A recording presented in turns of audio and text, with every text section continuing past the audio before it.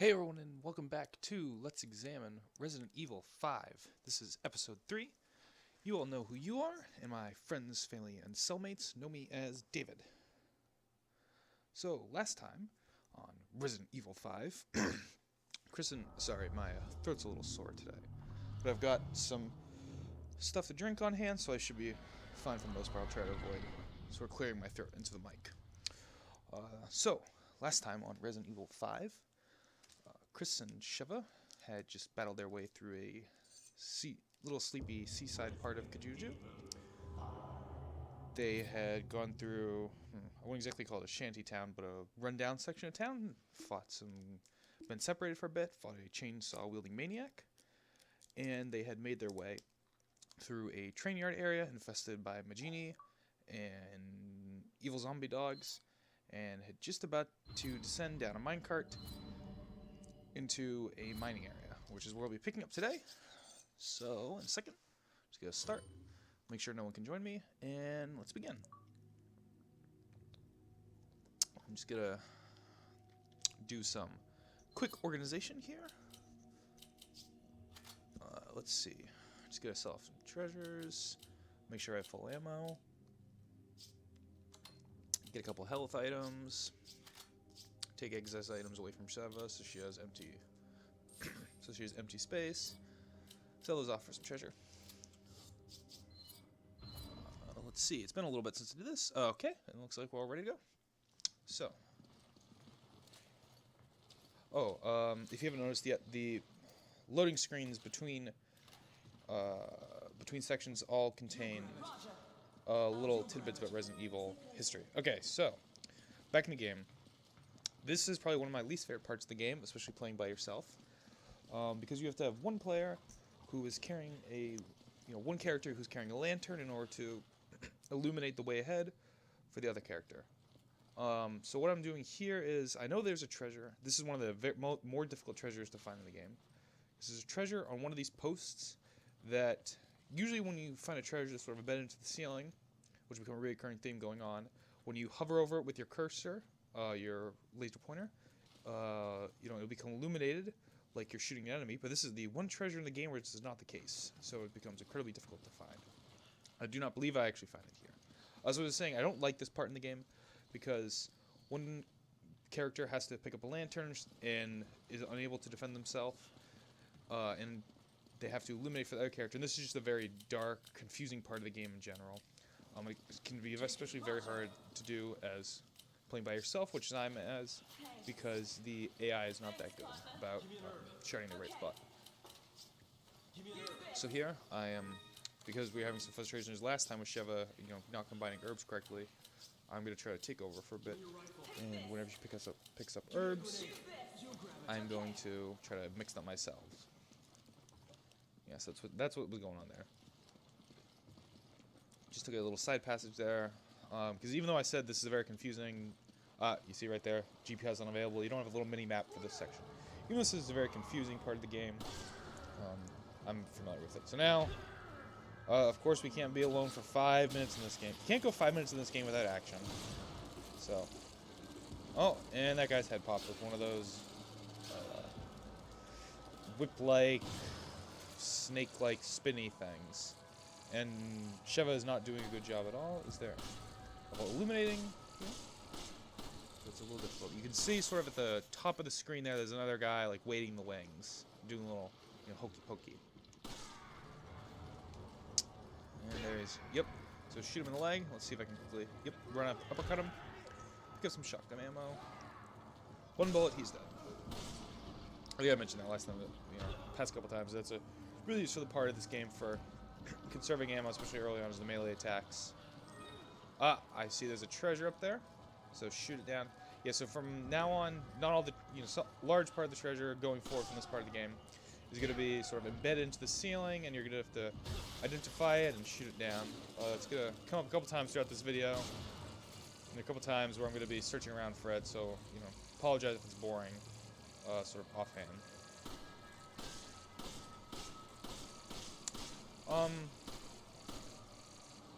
I think a lot of games have, just a lot of action games in general have similar sections to this, have mine sections where you just go underground for a little bit. And I think, you know, a lot of times it can be a little incongruous. This section, I think, is kind of, you know, again, I keep saying this, but I think it's clearly modeled off of a similar section of Resident Evil 4. Again, why aren't I just doing that game? But I think it's sort of clearly reminiscent of a section of Resident Evil 4. Maybe 2/3 of the way through the game. You're sort of in a castle area, and you descend down, and you realize that the castle is sort of built on top of a mining complex, which makes a lot of sense there. Sort of because, you know, that's been established. There's a mining complex in the game up to this point, but in this game it just sort of comes out of nowhere. And, you know, it'd be one thing if it was, you know, a fun section, but it's got this aggravation of, you know, there's no light everywhere. I think we're gonna be getting to a part.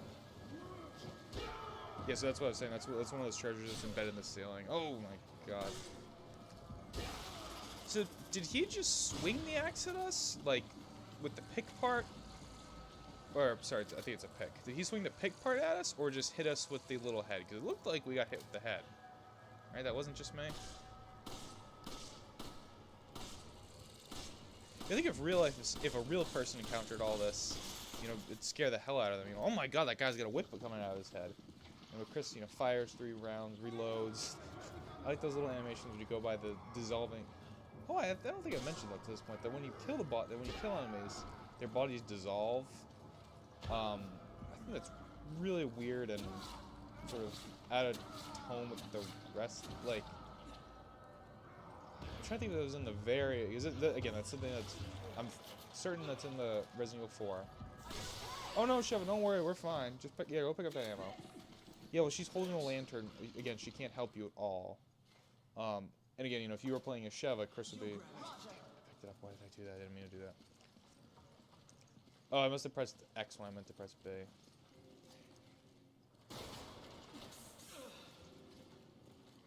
But yeah, she... Oh, okay, so this is the part of the game, yeah. Again, going back, this is from Resident Evil 2, where sometimes the ammo crates, there are snakes inside the ammo crates. Inside the crates.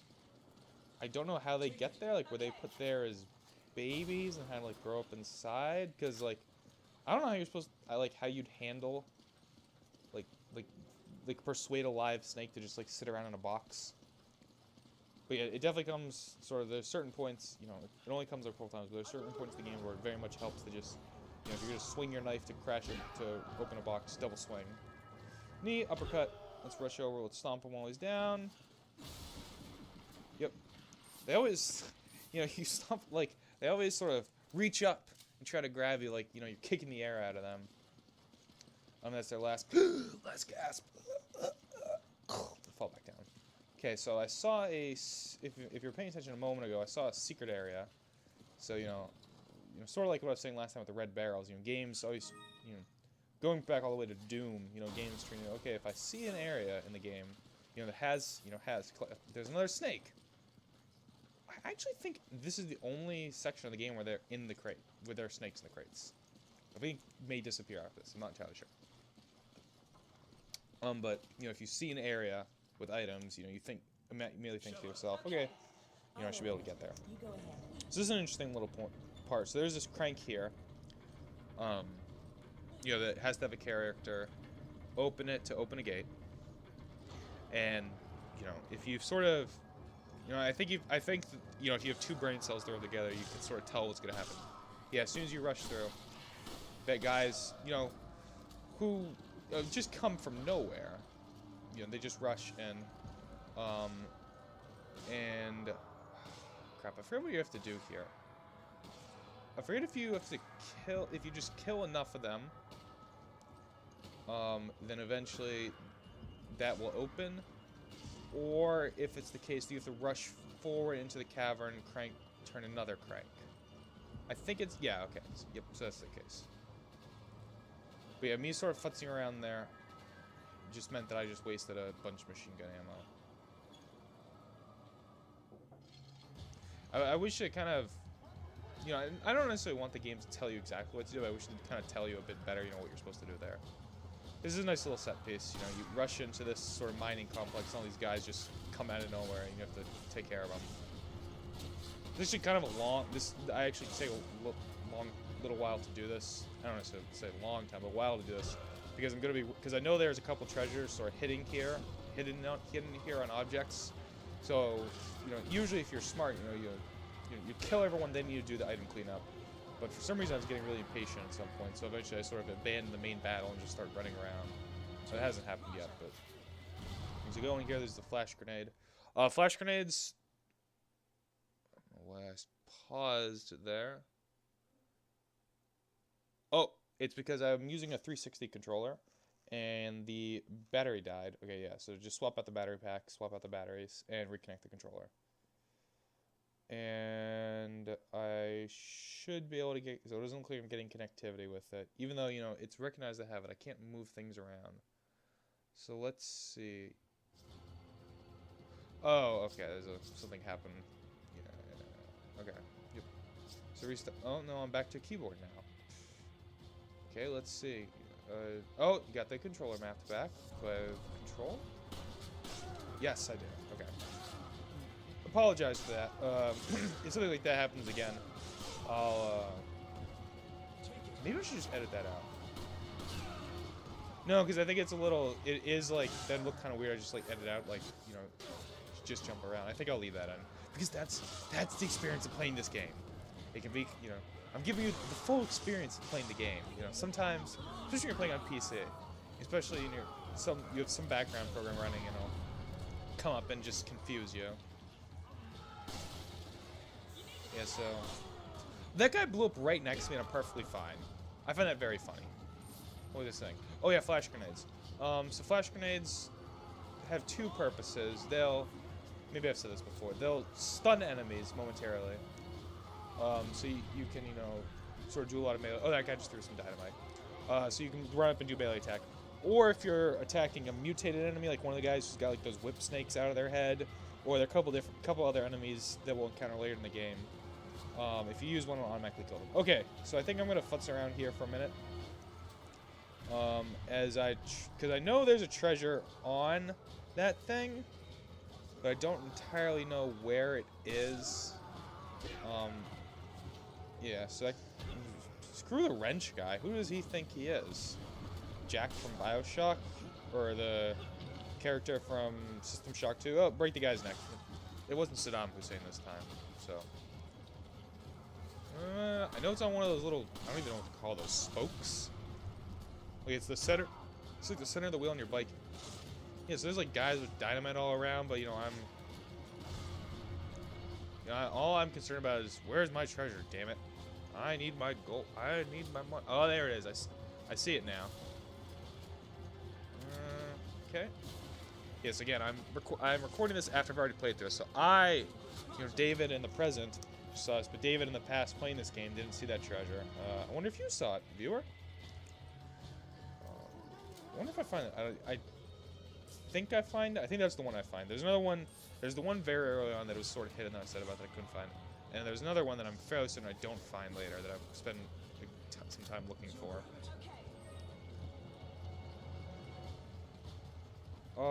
Oh, just one of those little gameplay things. If you stop listening to me for a second, you hear there's like a sort of music that plays whenever there's enemies around. In the older Resident Evil games, like 1 up through the Resident Evil remake, music playing in the background is sort of just like background ambiance music would signify that there are no enemies around. It's safe. But from Resident Evil 4 onwards, when there's music, especially this like action music, sometimes there'd be like background music playing, that would signal that there's enemies around. So when there's no music in these later action-oriented games, that means it's safe. But in the earlier ones, when there's no music, it means that there's enemies about. This is gonna be really boring to watch me spend 2 minutes. I feel like it's already been me just sort of cursoring over, and it's like playing it. Ah, there it is. It's like playing like an old adventure game where you have to go pixel by pixel, look at what you can interact with. Yeah, this is gonna be really boring. I apologize for this. This is a waste. This is a waste of your precious time. I feel like I should do something to make it up to you viewers. Don't know what. but I'll find something. Oh, yeah, so I know there's another treasure that is affixed atop one of the entrances to this tunnel system, but I can't remember exactly where it is, so I'm gonna waste some more of your time looking for it. Okay, so there are no guys shooting at me in here, so where are the rest of the guys? Because the music's still playing again. Oh, are they down that other tunnel?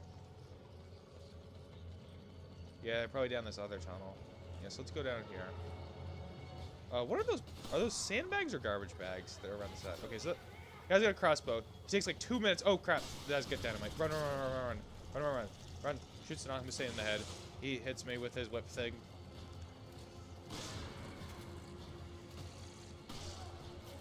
Why does that guy take so long to aim? I bet on higher difficulties, which actually I probably at some point I probably actually knew.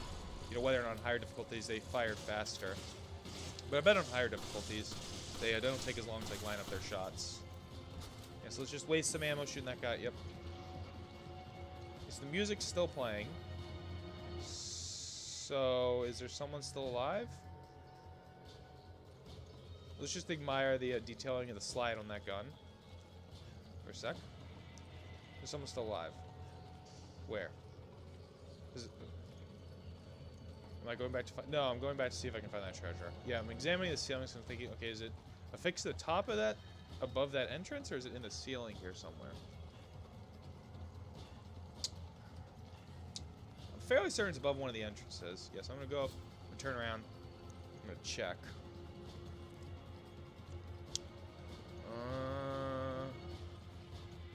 Yeah, this is the thing in Resident Evil. Again, not, you know. I guess it's a fair criticism, you know.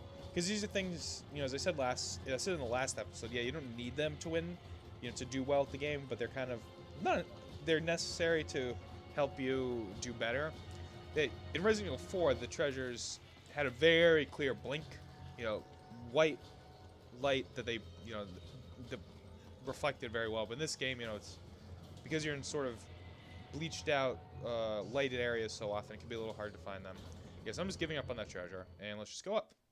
Nice pre-rendered scene. Do we? What's this? Yeah. If I was playing on the Xbox, it would take a bit longer to load, so I actually get to read those loading screens. Okay, I can't go over there right now, but I know I can later because I saw stuff over there. So it means I saw stuff there. It means I have to be able to go there, right? That's what that means. This is dangerous. Giving Sheva 2 green herbs. She can mix them and give us a green herb instead of green red herb. Cutscene time. It was a very incongruous jump to a cutscene.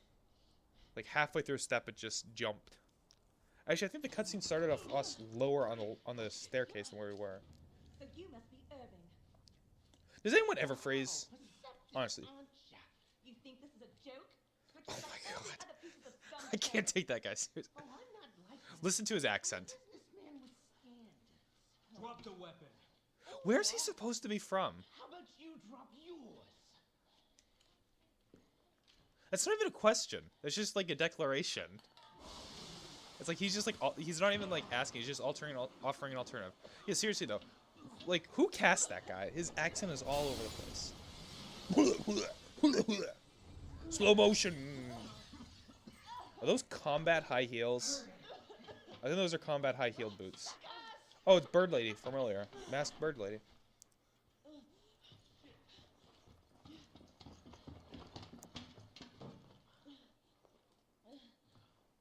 Chris doesn't even seem like that upset by it. He was like mildly perturbed. Like, damn it. It's like he like stubbed his toe or something. Looks like Irving has a partner. Irvin has a partner. Like, is she supposed to be from like some country in Africa, New Zealand, or Australia? Because that was a very like Australian delivery there. Look at this. His pornography. Yep. Look at all that kitty porn. Oiled field. That's terrible. That's in the marshlands. The oil field, because there can be only one in all of Africa. Chris here. We located her. And action segment. Even though we didn't see any other guys during that cutscene, Heading for an oil field in the marsh. the music starts because there's action. Oh, it's really loud. That's a very funny like gameplay narrative there's this very funny gameplay narrative distance there, where like Chris is holding a conversation on the radio, and is also telling Chev like pick things up, shoot that guy in the head, his head blows up. Yeah, I'm not entirely sure how guns work. Oh, what? Get an achievement? Yeah, I popped a ton of enough people's heads. So there's a guy in a, I don't know, mounted machine gun out there. We'll take care of him in a second. That was kind of a waste of a rifle round. That was very close. Yeah, I don't know how it works in real life, but I don't know if people's heads explode like that. It makes for a good game. Nice, satisfying. Okay, so I made a mistake here. Oh, Saddam Hussein, he's got me back for shooting his head last time. He's coming at me back with a pickaxe. I hit that guy in the clavicle with the rifle round, and he's perfectly fine. That's video game biology for you. Why am I standing right there? Yeah, so I know here that there's another rifle in this building that I can pick up. I'm not going to use it, but this is a little... I think a second ago I pressed up against some cover. This is one of the sections with some context-sensitive cover. And this is... Yeah, there it is. So I'm going to give that to Shevin. She can use it for a bit. The Dragnov SVD. It's a semi-automatic rifle. You know, fine on subsequent playthroughs, but on this first one, I just usually stick with the... Okay, so there's the guy. Get him. Did I get him? Yeah, I got him. I think she killed him, but she said to me, good work. Because she's just going to waste her ammo. You know. She's... I like all the commands. It's got stand up, not exit. You know, stand up. I don't really... You know, this gets sort of into a bigger debate, you know, about context-sensitive cover in general, instead of just, you know, yeah, especially in shooter games, instead of like just throwing yourself, you know, like behind, you know, a piece of concrete. Like, you know, it's the difference between like Gears of War and say, you know, Call of Duty series, which I think both series have their fault. But you know, in Gears of War, you can only take cover in the designated cover-taking spaces, where in Call of Duty, you know, you just throw yourself behind a pillar. I think it's an interesting debate. I don't know, debate, I don't know is the right word. Because we're sort of, you know, we've exited the mines now, but this is sort of like a, I don't even know, like a processing plant above the mines. I have no idea how the area we're in, okay, I really need that one rifle round. I have no idea how the area we're in right now relates to the rest, you know, to the, like, the earlier, you know, because it's like, we started off in the towns, you know, town area, where, like, the town square, like, the executioner and, like, that, like, rally of the townspeople, and now we just, like, you know, skip to, you know, now we're in this mining area, and it's like, sometimes it's, you know, I think in a game, you know, especially, you want the sense of, you know, you started in place A and ended up in place B, and you're not even sure, you know, like, how you got there. You know, you don't even feel that there's a change, but you want it to feel organic, whereas this very much feels like, okay, set piece, set piece, set piece, set piece, set piece. You know, let's mix the herb, let's give Shevar our rifle, and let's get it back. You know, set piece, set piece, set piece. You know, just boom, boom, boom, boom, boom, one after the other, not without a lot of linking between them. And that's just gonna get worse from here on out, honestly. Like, you know, I'm complaining about it now, but like, you know, starting the next video, it's gonna be like, how the hell did we end up here? Okay, so that's that giant machine gun. You know, it's attached to a truck.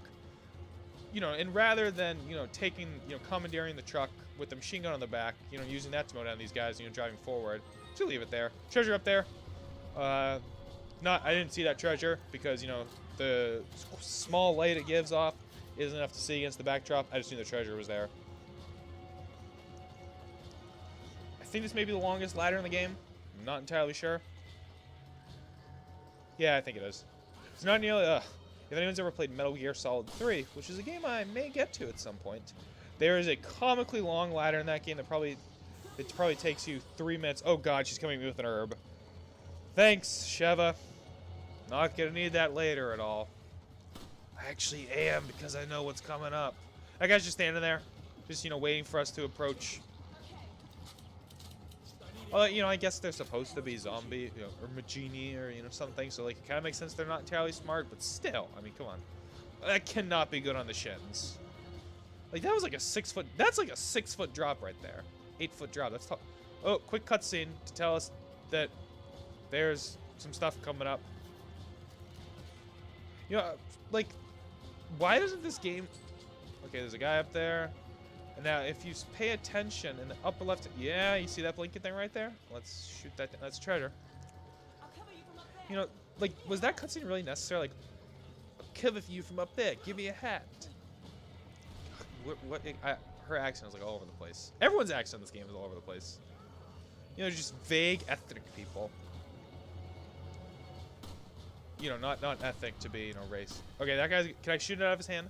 Yeah, that's the thing you can do. You can shoot dynamite out of their hand or in midair. Maybe the worst case scenario, the dynamite in this game is like 15-second fuses, so you can just run past it.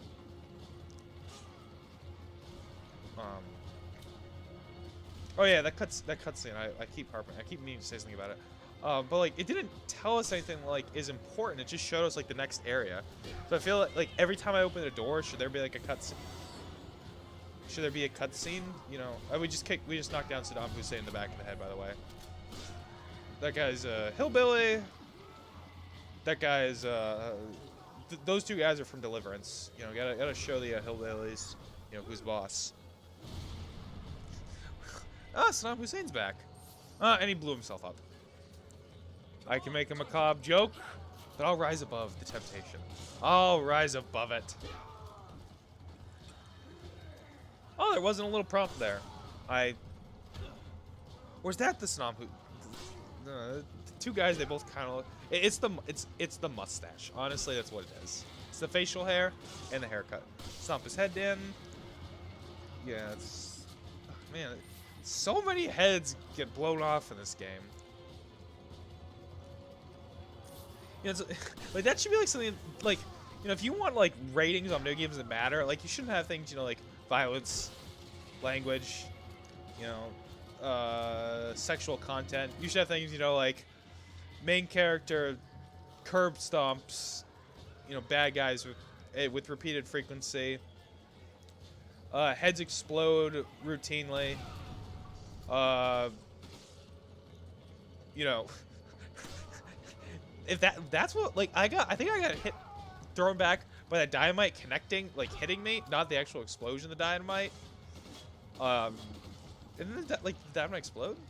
That's another thing for the back of the, you know, for the MSRB rating on the game. You know, game gives instills misconceptions of effects of high explosives. You just want to make sure I'm reloaded here before we knock down this. There's a thing. I think it's like a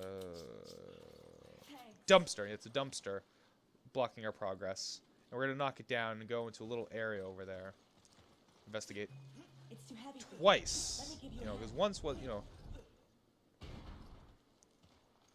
Did she? You know, I couldn't see her. I wonder if she actually moved her lips. I should do that. This little. Okay, that just knocked it down. Uh-oh, this can't be good. There's ammo pickups and health pickups. There's only one thing this could mean. End of level. Or boss fight. It has to be one of those two. You didn't have to use that health. If we were in a cutscene, how can you tell? Well, besides the fact that the graphics just got a lot better, because they only have one gun. Huh.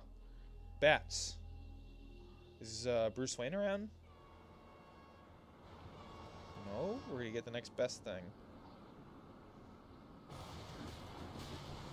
We're gonna get a BOW fight!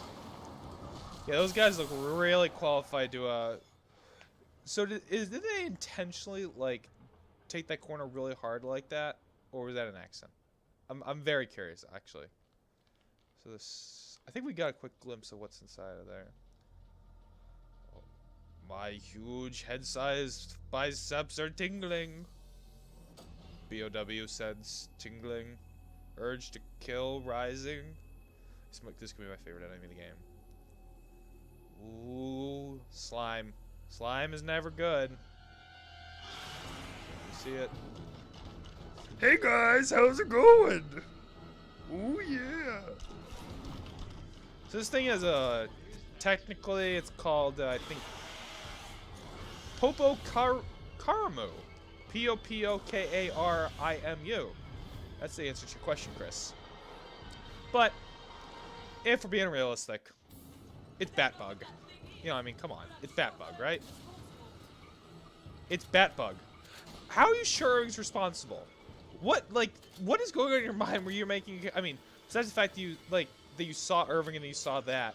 It's like, you know, Chev, in your mind, like, you know, like, let's say you're getting, you know, like, you take a shower, you know, like, you're at home and getting ready for the morning. You know, like, let's say you make yourself eggs, right? You make yourself eggs for breakfast. And then you go outside and there's a car crash, and you're like, I'm not sure what just happened, but I'm sure the eggs are responsible for the car crash. And that's the type of logic Chev is working on right there. Okay, so what you have to do here is, I just picked up some landmines. And basically what you have to do is, you just set the landmine, so, Bug Bat, or was it Batbug? I forget. Oh, quick time event. I failed. I think I said Batbug actually. Batbug. So what you have to do is you have to place them on the ground and lure him over them. And because you can see he's sort of got a fleshy underside and a hard armored carapace. What you do is you have to lure him over the mines. And when he goes over them, yeah, they'll blow like that, and then he'll fall on his side, and you have to shoot sort of the fleshy carapace underneath. And this is a bot, you know, kind of like the boss battle, I think 2 episodes ago against the Ouroboros enemy. This is a boss battle that actually requires some strategy. At the very least, there's a bit of thought going on here. Oh yeah, every now and then he'll take off. And he sort of, you know, I don't think I get a good shot of him anytime, but he sort of like hovers in the air with like his fleshy underside exposed, and you can hit him, yeah, like right there, and you can hit him when he comes flying at you. For the most part, it's better to just plant landmines and just lure him over. I think it takes, you know, if you pump, you know, shotgun rifle rounds into him, it'll probably take 3 or 4. But yeah, like the Ouroboros boss, this is a boss battle that actually takes, you know, a bit, strategy maybe the wrong word, because I think it's very clearly telegraphed what you have to do. But it takes a, you know, a bit of thought going into it, more so than just, you know, shoot the weak point. You know, shoot the glowing weak point, which a lot of battles in Resident Evil games in general, and this game in particular, especially after this one, sort of just descend into. You know, just shoot the glowing point. Don't, you know, don't have any thought, because, you know, as an internet critic that I respect a lot, you know, if you guys are familiar with the zero punctuation videos, Yahtzee from those videos, you know, I respect his views on a lot. He says, you know, a lot about boss battles. You know, boss battles in games should, you know, boss enemies should not just be, you know, a regular enemy who, you know, is eating some Nutrigrain bars and has like 2 more life, you know, has like a life bar. A boss battle should, you know, be a final test that sort of, you know, it makes you think, and, you know, makes you think and devise a strategy. And, you know, this is very clearly, you know, not just an enemy who, you know, with more health. Yeah, I mean, certainly has health. But, you know, you have to sort of think about how you have to get at him. Whereas, you know, later in the game, you know, some enemies will just basically descend down to, you know, just pump magnum rounds into him. You know, that being said, I don't think this is a particularly sort of inventive, thought-provoking, boss battle. You know, it's just simple, you know, just lure him over a thing, that thing will blow up, and then he'll be vulnerable. And so that's sort of as basic as boss battles get. Basically, it's, you know, they're invulnerable, fulfill some requirement, then they're vulnerable, and shoot them a lot. You know, it doesn't get much more simple than that, really, for a, you know, boss battle. I'm trying to think of it as a...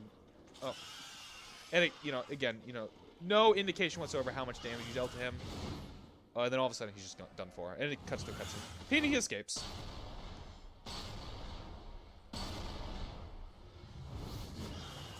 Oh yeah, that'll do a lot. Oh, he didn't escape. Who will fight the Joker now? Not Batbug. He's done for. Or is he? Dun dun dun dun. I guess you could say I swatted a fly. Puts on sunglasses. Yeah. I mean, Chris should totally have had a one-liner there, but he didn't, because he sucks. And then we get on this Jeep, or I guess Hummer, with random supporting NPC character, I don't know what we're up to now, 8? 9, who appears out of nowhere. And the guns in the back of the truck should not be, should not foreshadow at all anything. Don't worry about them. Accuracy 68.6%. BS. I totally hit more than that. Tip here: don't going into this next chapter. You don't have to worry at all about doing anything to your weapons because they won't be important. Your weapons won't be important. Yes, but there will be other opportunities. What'd you hear about? Headquarters. Like, who told you about?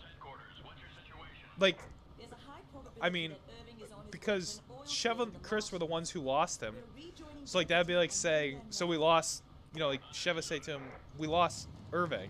The guy says, I heard about Irving, tough break. I just told you about it. Oh, guys on motorcycles. That cannot be good. Oh, great. It's the requisite turret segment. This can be either really hard or really easy. And that sort of depends on two things. What system? Oh yeah, and every now and then. This section can be really hard or really easy. So basically what's happening is you're on this back of this Hummer. Yeah, I'm just gonna pause for a second here. So Stone, who we captured last episode, Josh, basically is decrypting some data, saying that most of the town's local people have been infected. And there's a big gathering of them up ahead, so you have to get there. So basically what your head is, you're on the back of this Hummer for this level, manning some guns. And for this first part, you're being attacked by guys on motorcycles. And this can be really difficult, especially on the PC, because the, what's it called, reticule is very small. So you can really have a hard time lining up your shots and really wreck your accuracy. Oh, and then every now and then there are those quick time events that I think are just completely pointless, because basically all you do is just press it a lot and you just hold on. Like sometimes quick time events are like useful, like Gears of War used it, I think, pretty cool. Their little active reload system, but that's just dumb. It's just like, no, that one. Yeah, and I'm not entirely sure how life works in here, but basically, your gun, if you can see in the bottom right corner with the image of the gun, as I fire it, the red bar sort of fills up the center image, and that shows how much heat it has. If it overheats, we've stopped firing. But besides that, this is basically a very, very like boilerplate turret segment. I remember when this game first came out, like this was sort of one of like the really cool, like, oh man, isn't it awesome? Like we have this alternate gameplay style like in the middle of the game. But now it's just like this is just a segment like every single shooter game has in it, and like some games do it so much, few games do it so much better. Or like don't make like a big set piece out of it, just make it part of the main game. You get like Gears of War. And the drivers, but how are they hearing the driver? Because like, he's, if you hear the guys on the radio, they have like a very distinctive tone to their voice. But like he's just like right next to you, like on the couch talking to you. But they're like high speed, open air Hummer, firing these huge machine guns. Like he should not be that clear to hear. And he's making dumb jokes the whole time. Basically, I don't like him. And thankfully, we may not have to put up with him for that much longer, hint hint. Because he's a support NPC in a Resident Evil game, so we know. And if you pay attention to the last episode, you know what usually happens to those guys. Red barrels! Always shoot the red barrels. Red barrels always explode. Why they were there at that roadblock, I have no idea. Nice! What was even, like, why didn't they just drive through that roadblock? I don't know. But this is, the first time I put this, I thought this was a pretty cool segment. Now I just think this is boring, just a bad way to break up the game.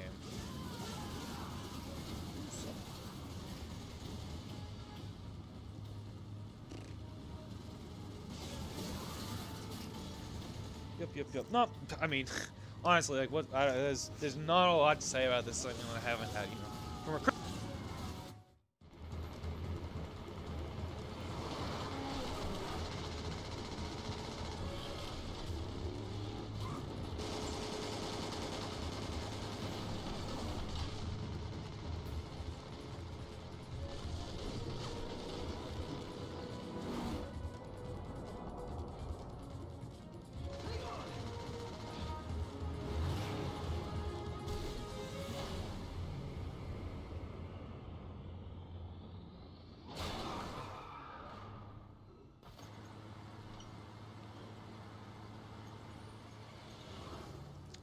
Loading screen. And now we go into a quiet little abandoned seaside town. Doesn't see a lot of foot traffic. Many fabulous bed and breakfasts. Who could have done this? The United States government. That's who. But Chris doesn't want to let Sheva know his radical left-wing views of politics, so he just keeps it to himself.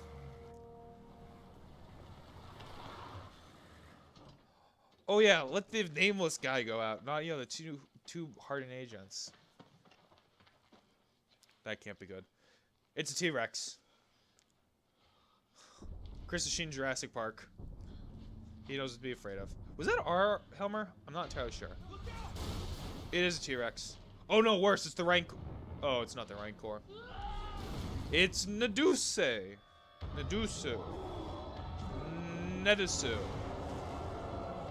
Ndesu. Resident Evil 4 is El Gigante. Yep. Another Resident Evil 4 enemy updated for this one. Lazy. Explicit language, people. Wait, he just hit them and they just ran, like, I could have sworn he hit them. I don't have to put up with these losers anymore. Why? What'll that do? Oh, guns. That's Chris's answer to everything, isn't it? If you'll notice, wow, Sheva, how poignant of a remark. If you'll notice, he has a belt that's just the Delta team member thing. So basically, the goal here, shoot him in the head. Just keep shooting him. If you shoot him in the head, his attacks will falter. And eventually this will happen. Parasites will burst out him. Shoot the parasites, and another weak point will be exposed. Can't get really more any boilerplate than this. Shoot the weak points. Oh yeah, archers, crossbowmen will appear every now and then. Oh yeah, and once you shoot the smaller parasites, the big one will pop out of his back. How did, like, I really am really curious how this thing got created.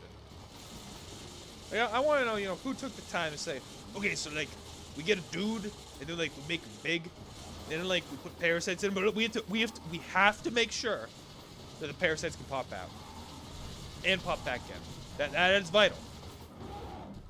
Why? Why is that vital? Well, so if he gets into a fight, like, they'll pop out. They gotta pop out. I don't know why they have to pop out, but they do. Yeah, you can see he's got, like, I don't know, like, wounds or something, so, like, they can just pop out. But, like, if you are a megalomaniac, owner of a terrible bioweapons corporation, I don't think I would engineer my weapons with weak points, would you? These are the questions that keep men awake at nights. The answer is no, of course you wouldn't, because you're not an idiot. But whoever made this guy is. That's the other thing, like, you never, like, I mean,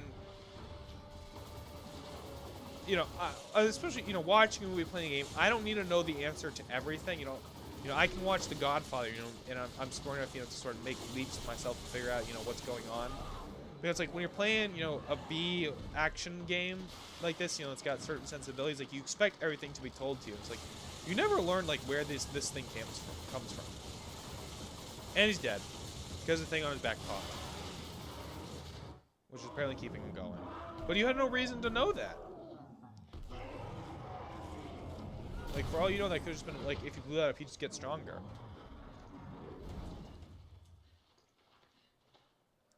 It'd be so funny if he just popped right back up. Alright, these are the guys that Sheva knew. And she was friends with.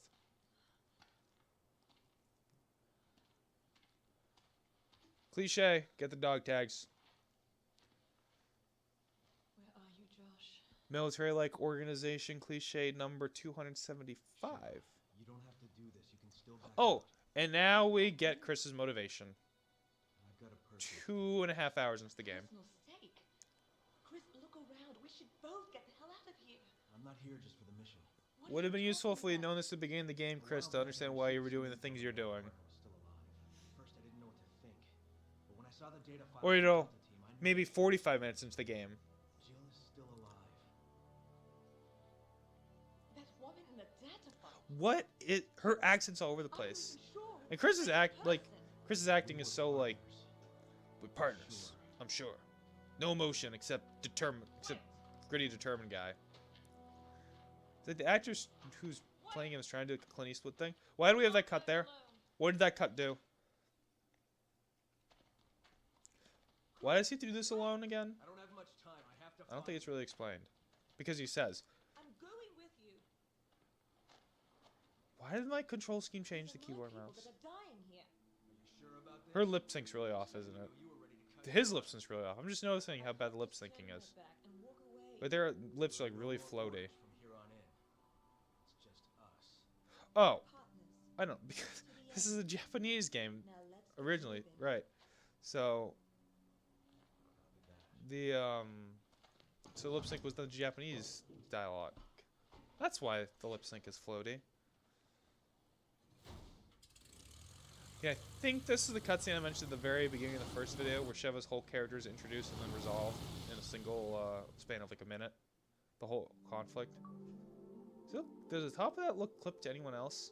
How did I still get I had better accuracy now with this mission with the widely inaccurate gun than last mission with my precision guns. How the hell did that work? That's not fair at all. Yeah, this is the cutscene I was mentioning. I think of that. Okay, what the heck happened? Did I skip a cutscene there? I think I skipped a cutscene.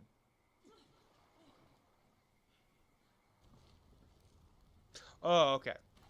So I know what I'm doing. So, at this point in the game, you've gone through 2 chapters. Now, you're probably a little low on ammo. So what I would recommend doing is go through and play the first level on amateur with your upgraded weapons. And basically just farm for ammo. Which is what we're going to be doing here.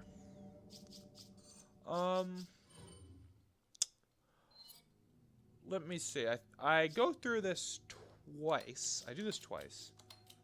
So I'm trying to I'll leave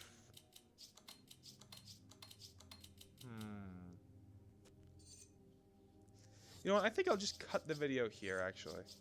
Yeah, so basically the rest of the video so when we start next time, I will have gone through this first level twice, and I'll farmed ammo and a bit of gold.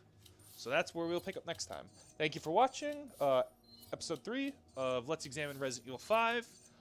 As always, leave a comment below if you're into that sort of thing. Give me some feedback, what you liked, what you didn't like, and just let me know. I hope these videos are improving a bit. I think this one was I think my last 2 were a bit better. Not feeling as well today, but not to make excuses, but I definitely think that this was a little bit of a drop in quality from the last one. So thank you for watching, and we'll see you next time.